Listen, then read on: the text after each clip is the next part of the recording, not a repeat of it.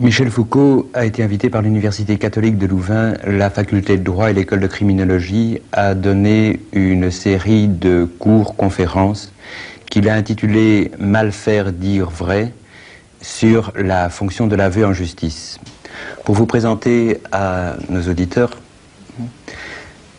je souhaiterais vous poser un certain nombre de questions. Bien sûr, vous êtes très connu, vous donnez cours au Collège de France, vous avez publié une série d'ouvrages, depuis l'histoire de la folie, naissance de la clinique, les mots et les choses, l'ordre du discours, l'archéologie du savoir, surveiller et punir, et vous êtes en train d'écrire une histoire de la sexualité.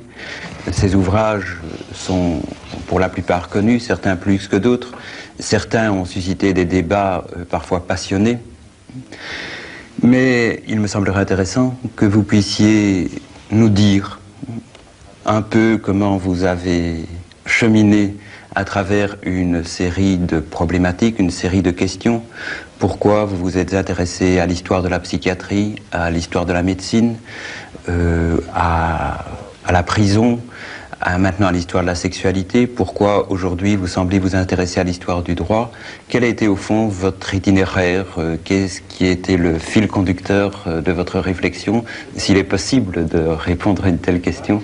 Oui, c'est une question difficile que vous me posez. Bon, parce que le fil conducteur, on ne peut guère le dégager qu'une fois qu'on a été conduit au terme dernier, c'est-à-dire au moment où on va cesser d'écrire. Et puis, vous savez, je ne me considère absolument pas ni comme un écrivain, ni comme un prophète. Je travaille, c'est vrai, en grande partie, souvent, au gré de circonstances, de sollicitations extérieures, de conjonctures diverses. Et je n'ai pas du tout l'intention de faire la loi. Et il me semble que s'il y a dans ce que je fais une certaine cohérence, elle est peut-être plus liée à une situation qui nous appartient à tous les uns et aux autres, dans laquelle nous sommes tous pris, plus qu'à une, si vous voulez, une intuition fondamentale ou à une pensée systématique.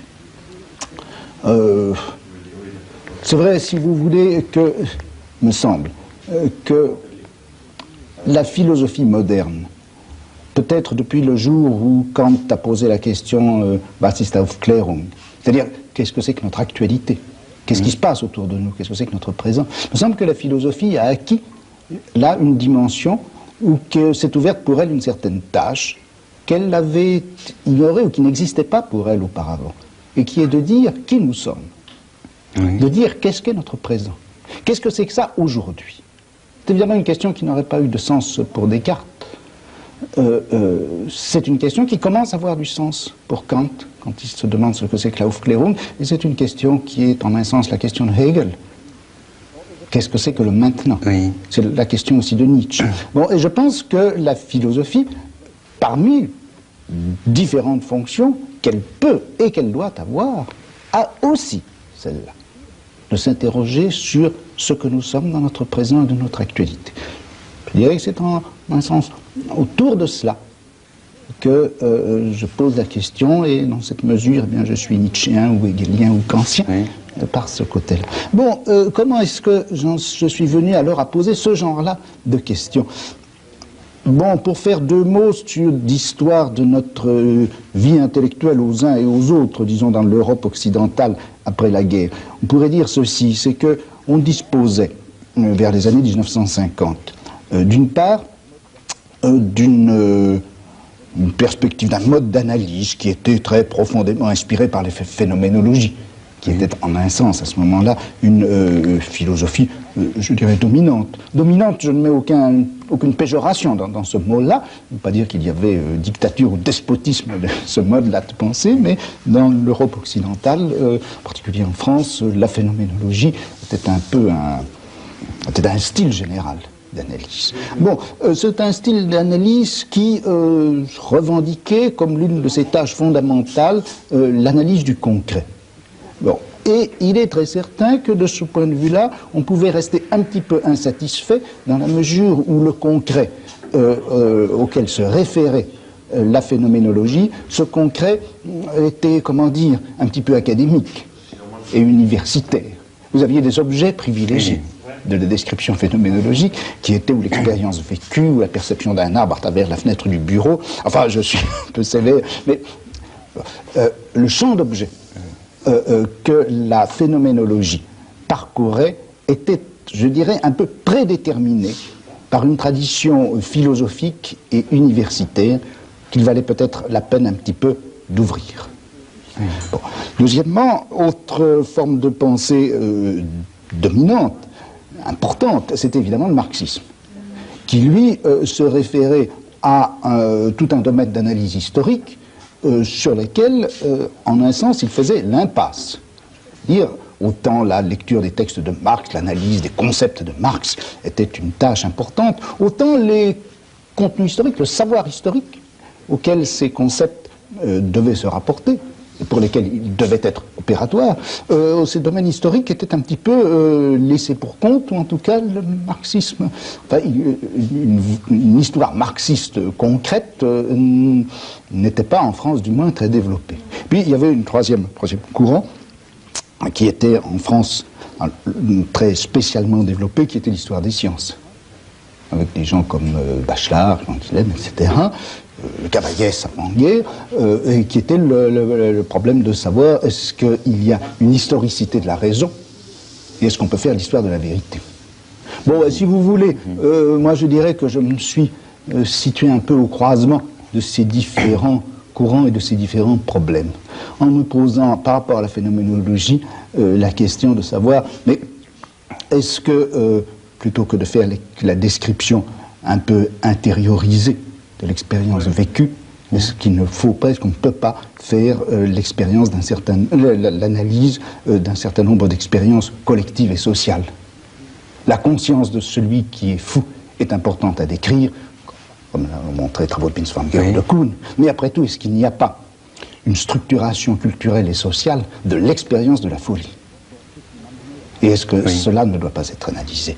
Bon, ce qui m'amenait à recouper un problème historique, qui était de savoir est-ce que l'on peut, si l'on veut décrire l'articulation sociale, collective d'une expérience comme celle de la folie, quel est le champ social, quel est l'ensemble des institutions et pratiques qu'il faut historiquement analyser, et pour lesquelles les analyses marxistes sont un petit peu comme des habits de confection, mal ajustés.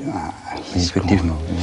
Et troisièmement, à travers ça, à travers l'analyse d'expériences historiques, collectives, sociales, liées à des contextes historiques précis, comment est-ce qu'on peut faire l'histoire d'un savoir, l'histoire de l'émergence d'une connaissance, et comment des objets nouveaux peuvent arriver dans le domaine de la connaissance, peuvent se présenter comme objets à connaître.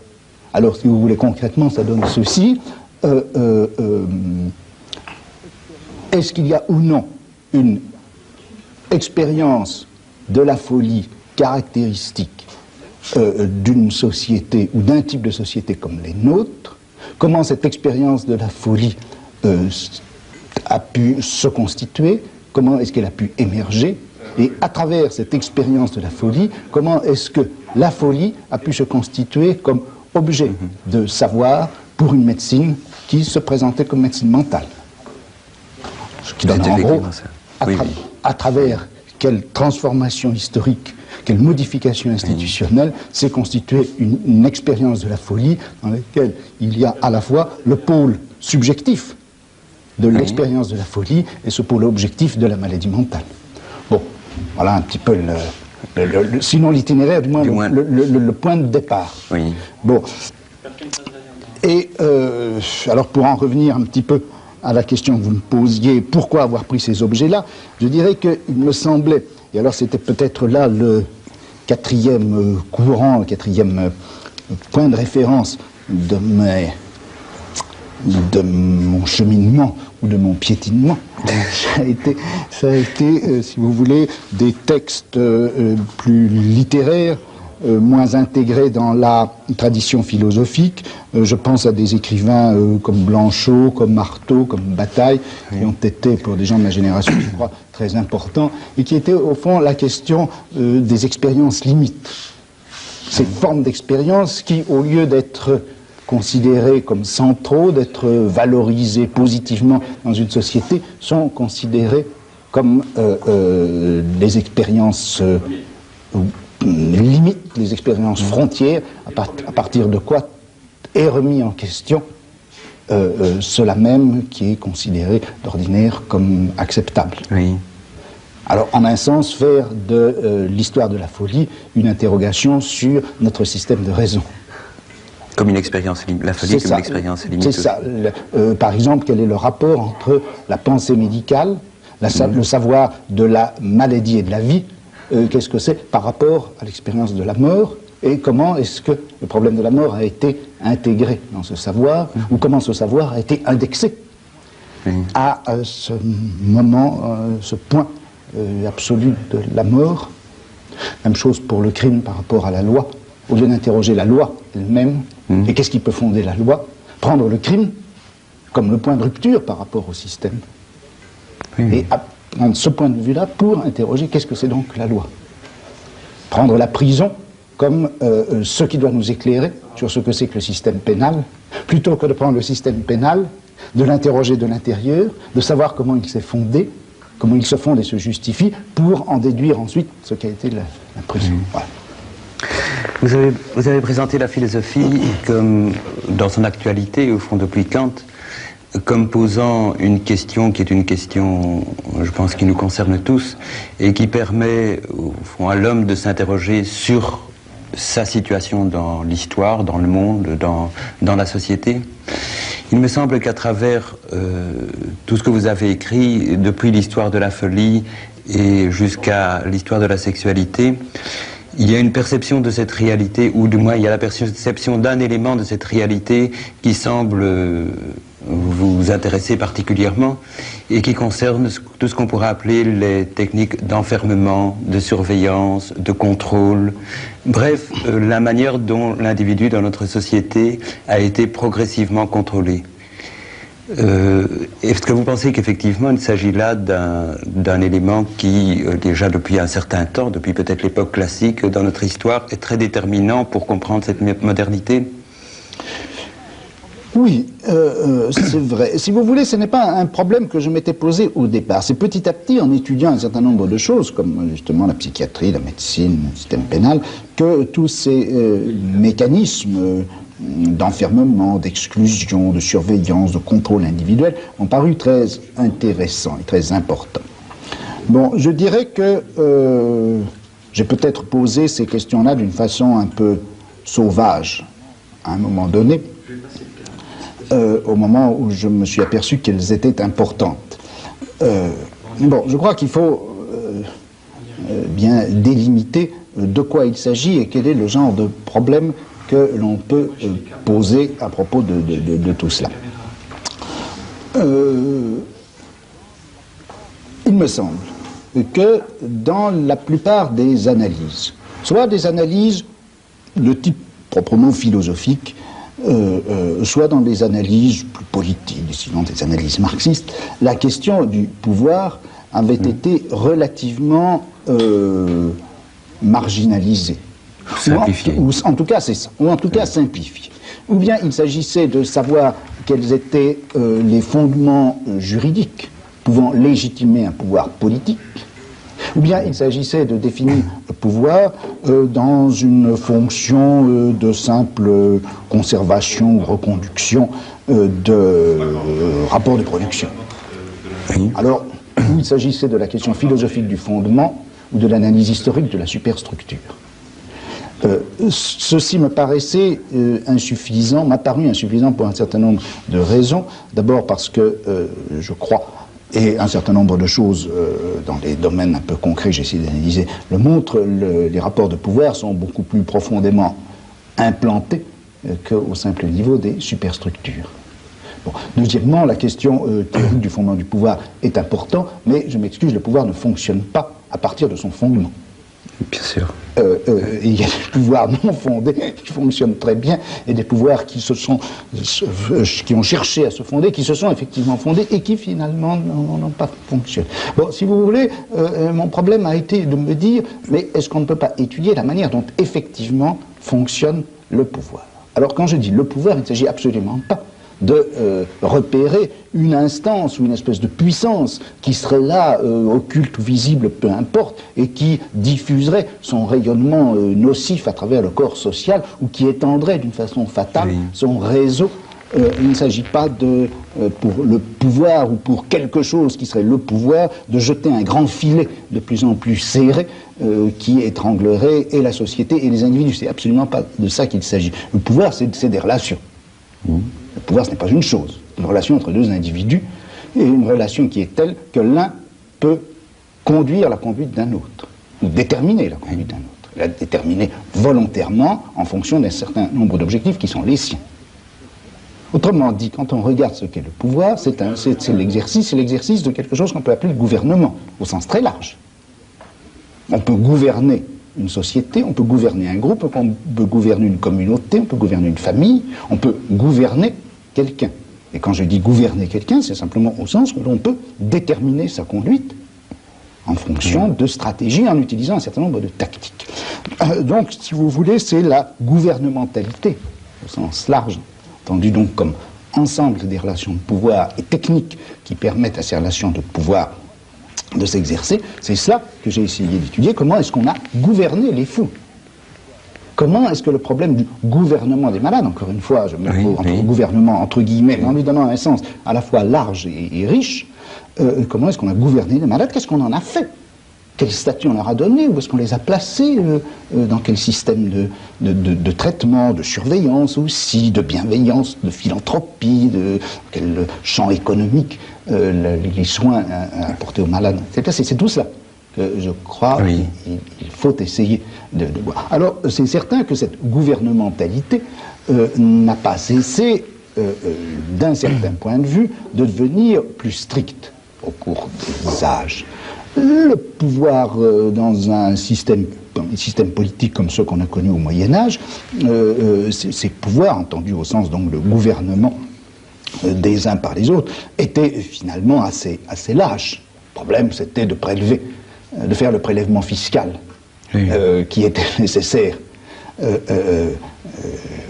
qui était utile ou qu'on voulait. Bon, ce que les gens faisaient dans leur conduite quotidienne n'était pas très important pour l'exercice du pouvoir politique. Il était important sans doute dans le pastorat ecclésiastique. Pour le pouvoir ecclésiastique, le pouvoir politique, il est venu un moment où ça a été très important. Et où par exemple maintenant, pour prendre une chose très simple, le type de consommation des gens devient quelque chose qui est important économiquement, qui est important aussi politiquement. Et c'est vrai que le nombre d'objets qui deviennent objets d'une gouvernementalité réfléchie à l'intérieur de cadres politiques, même libéraux, ce nombre d'objets a considérablement augmenté. Mais je ne pense pas non plus qu'il faille considérer que cette gouvernementalité prenne forcément la forme de l'enfermement, de la surveillance et du contrôle. Par toute une série de régulations subtiles, souvent, on arrive en effet à conduire la conduite des gens, ou à se conduire de telle manière que la conduite des autres ne puisse pas avoir des effets nocifs qu'on redoute, etc. C'est ce champ de la gouvernementalité que j'ai voulu étudier. Et pour étudier cet objet, ou différents objets que vous avez étudiés, vous avez utilisé une méthode historique. Mais au fond, ce qui apparaît à tous aujourd'hui, et d'ailleurs ce qui fait en grande partie la nouveauté de vos analyses, non pas du point de vue du contenu, mais du point de vue de la méthode, vous avez opéré une sorte de déplacement dans la méthode historique. C'est-à-dire, ce n'est plus une histoire de la science, ce n'est plus une épistémologie, ce n'est plus une histoire des idéologies, ce n'est même pas une histoire des institutions. On a l'impression que c'est tout cela en même temps, mais que, au fond, pour penser par exemple le travail de la psychiatrie ou ce que font aujourd'hui les criminologues, puisque ce sont les criminologues qui vous ont appelé ici, ou pour penser des institutions comme la prison ou les asiles, etc. Vous avez dû transformer profondément la manière dont on concevait l'histoire. Est-ce que par exemple l'opposition entre savoir et science qui apparaît dans votre œuvre, et principalement dans un certain nombre d'écrits plus méthodologiques, est-ce qu'elle vous semble très importante du point de vue de ce genre d'histoire que vous nous proposez? Bon, je crois en effet que le type d'histoire que je fais porte un certain nombre de marques ou de handicaps, comme vous voudrez. D'abord, la chose que je voudrais dire, c'est que, bon, encore une fois, la question dont je parle, c'est qu'est-ce que nous sommes et qu'est-ce que nous sommes aujourd'hui, et qu'est-ce que c'est que cet instant qui est le nôtre. Donc, si vous voulez, c'est une histoire qui part bien de cette actualité. Deuxième chose, c'est que, en essayant de poser des problèmes concrets, je pars forcément, et ce qui me paraît intéressant, c'est de choisir comme domaine des points qui sont particulièrement fragiles ou sensibles dans l'actualité. C'est-à-dire que je ne concevrai guère une histoire, si vous voulez, qui soit proprement spéculative, et dont le champ ne soit pas déterminé par quelque chose qui se passe actuellement. Alors, tout l'intérêt, tout ce qu'il y a c'est non pas bien sûr de suivre ce qui se passe, et de suivre, comme on dit, la mode. Par exemple, une fois qu'on a écrit 10 bouquins, très bons d'ailleurs, sur la mort, on ne va pas en écrire un 11e sous prétexte que c'est la question actuelle. Il s'agit de...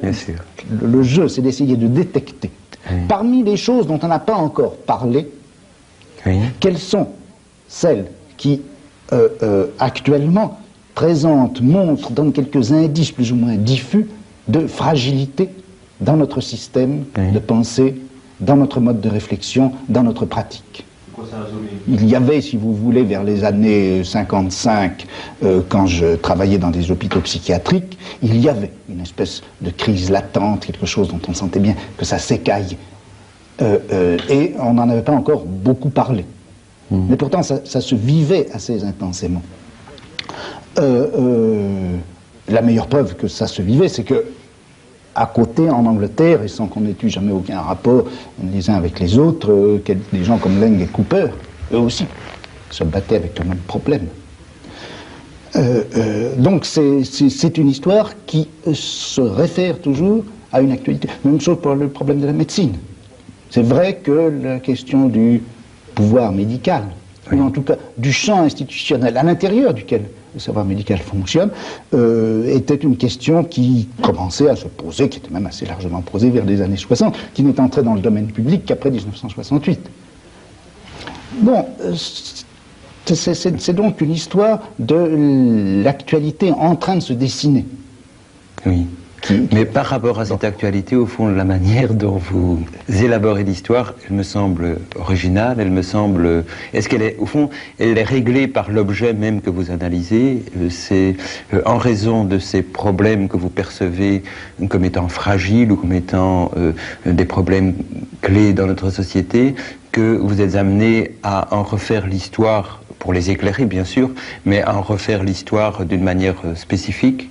Bon, alors, au niveau des objectifs que je me pose en faisant cette histoire, souvent les gens ont lu ce que j'ai fait comme des sortes d'analyses à la fois compliquées, un peu obsessives, et qui mènent à ce résultat que finalement, mon Dieu, comme nous sommes emprisonnés dans le système qui est le nôtre, combien sont nombreux les lacets qui nous enserrent, et combien il est difficile de dénouer les nœuds que l'histoire a noués autour de nous. Alors qu'en réalité, je veux faire tout le contraire. Car, lorsque j'essaie d'étudier quelque chose comme la folie, ou la prison, etc., prenons si vous voulez l'exemple de la prison.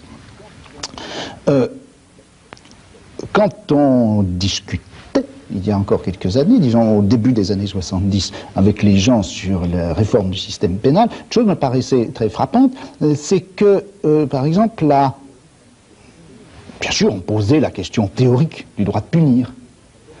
Bien sûr, d'un autre côté, on posait le problème de savoir comment on peut aménager le régime pénitentiaire. Mais cette espèce d'évidence, si vous voulez, que la privation de liberté est au fond la forme la plus simple, la plus logique, la plus raisonnable, la plus équitable de punir quelqu'un parce que il avait commis une infraction, cela n'était pas tellement interrogé.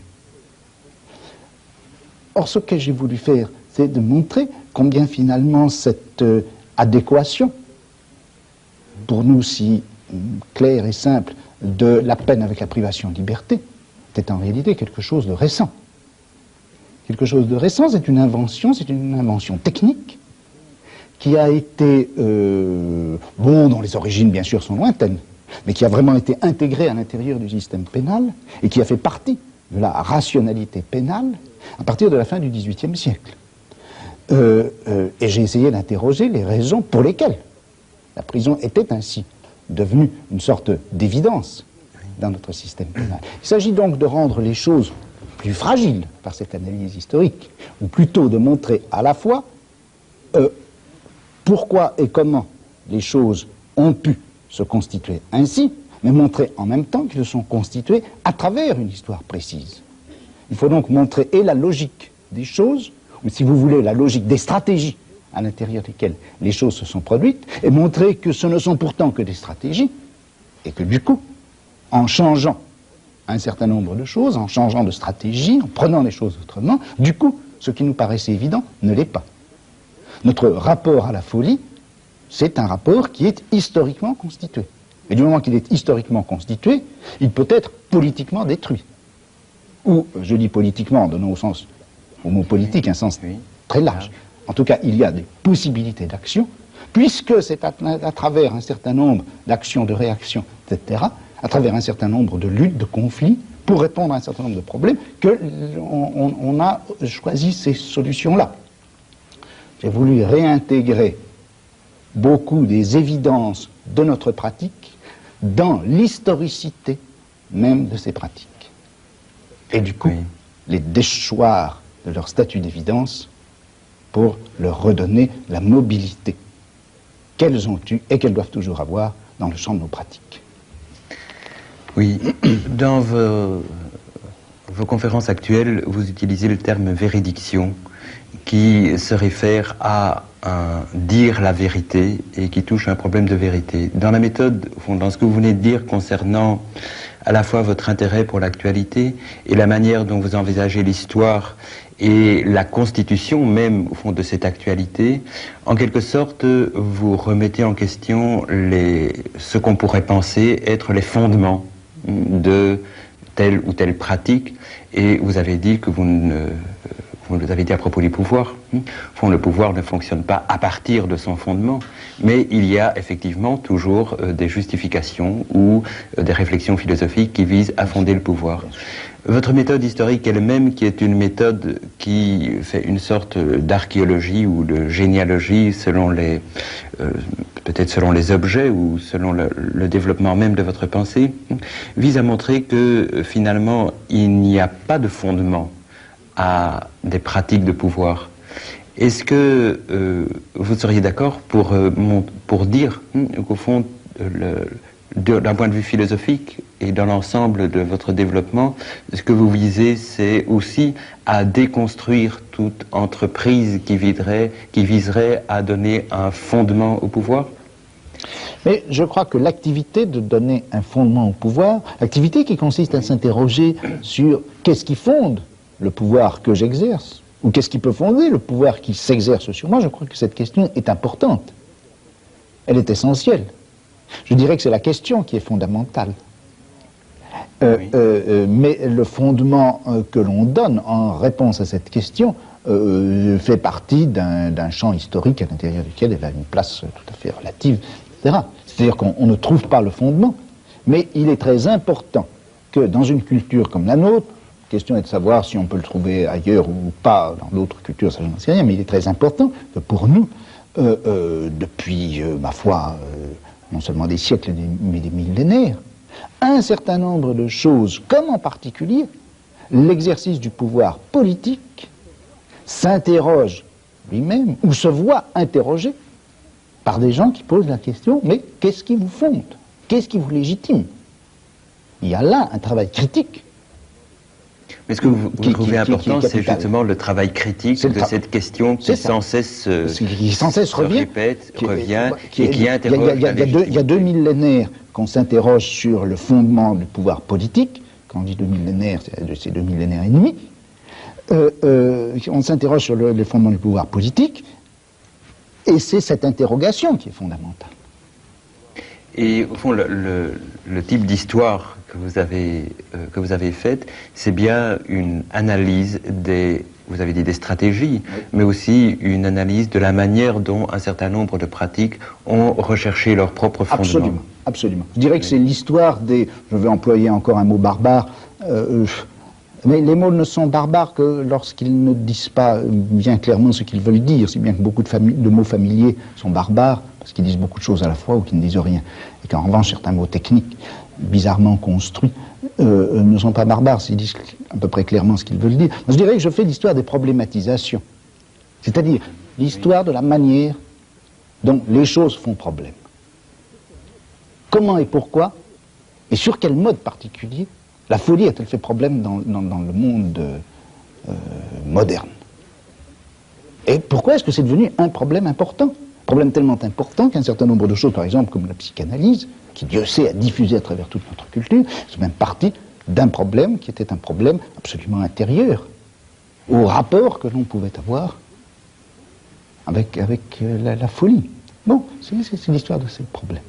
Oui. Sur quel mode nouveau, la maladie qui évidemment a toujours fait problème, mais il y a eu un mode nouveau de problématisation de la maladie, me semble-t-il, à partir du XVIIIe, du XIXe siècle. Alors ce n'est pas en effet ni l'histoire des théories, oui, ni l'histoire des idéologies, ni même l'histoire des mentalités qui m'intéresse.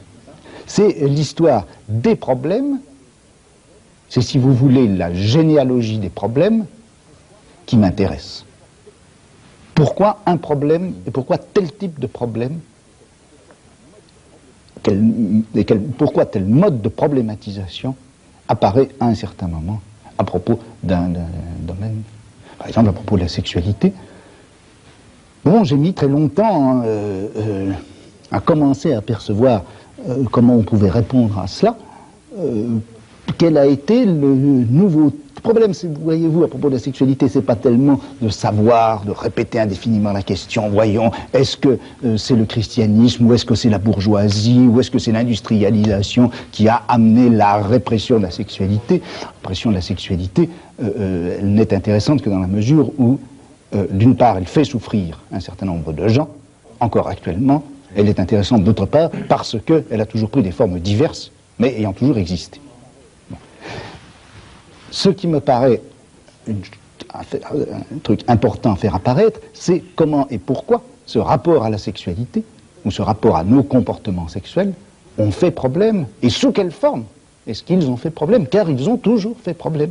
Mais il est certain qu'ils n'ont pas fait problème de la même façon chez les Grecs du IVe siècle avant Jésus-Christ, chez les chrétiens du IIIe, IVe siècle, ou XVIe ou XVIIe, maintenant, etc.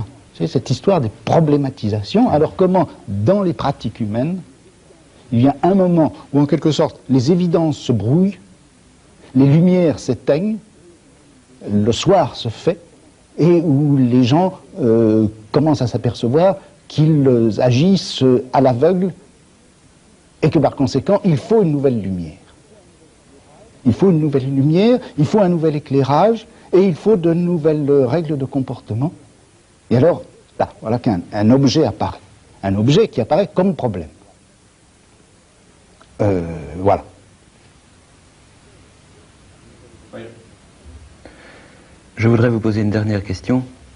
Vous avez été invité par la faculté de droit et vous semblez vous intéresser particulièrement maintenant au droit et aux phénomènes juridiques. Est-ce que vous pourriez expliquer brièvement, au fond, d'où vient cet intérêt pour le droit et ce que vous espérez en retirer? Écoutez, je crois que je me suis toujours un peu intéressé au droit, comme un laïc. Je ne suis pas un spécialiste du droit, je ne suis pas un juriste. Mais aussi bien à propos de la folie qu'à propos du crime, de la prison, j'ai rencontré le problème du droit, le problème de la loi. Et la question que j'ai toujours posée, c'était de savoir comment les technologies de gouvernement, comment ces rapports de pouvoir, entendus au sens où nous l'avons dit tout à l'heure, comment tout cela pouvait prendre forme à l'intérieur d'une société qui prétend fonctionner au droit et qui, pour une part au moins, fonctionne au droit. Alors ce sont les liens, les rapports de cause à conséquence, les conflits aussi, les oppositions, les irréductibilités entre ce fonctionnement du droit et cette technologie du pouvoir. C'est ça qui me paraît que je voudrais étudier, et il me semble que interroger les institutions juridiques, interroger le discours et la pratique du droit à partir de ces technologies de pouvoir peut présenter un certain intérêt, non pas du tout au sens que ça bouleverserait entièrement et l'histoire et la théorie du droit, mais il me semble que ça peut jeter une certaine lumière sur certains aspects assez importants de la pratique et de la théorie judiciaire, ainsi interroger le système pénal moderne à partir de la pratique punitive, de la pratique corrective, à partir de toutes ces technologies par lesquelles on a voulu modeler, modifier, etc., l'individu criminel. Il me semble que ça permet sans doute de faire apparaître un certain nombre de choses. Donc si vous voulez, je croise sans cesse le droit, sans le prendre comme objet particulier, et si Dieu me prête vie, après la folie, la maladie, le crime, la sexualité, la dernière chose que je voudrais étudier, ce serait le problème de la guerre et de l'institution de la guerre dans ce qu'on pourrait appeler la dimension militaire de la société. Et là encore, j'aurais à croiser le problème du droit, aussi bien sous la forme de droit des gens, droit international, etc., que aussi le problème de la justice militaire, etc. Enfin, qu'est-ce qui fait qu'une nation peut demander à quelqu'un de mourir pour elle? Eh bien, nous espérons tous que Dieu vous prêtera vie pour pouvoir continuer à lire vos histoires, ces histoires multiples qui nous ont tant enrichis. Je vous remercie.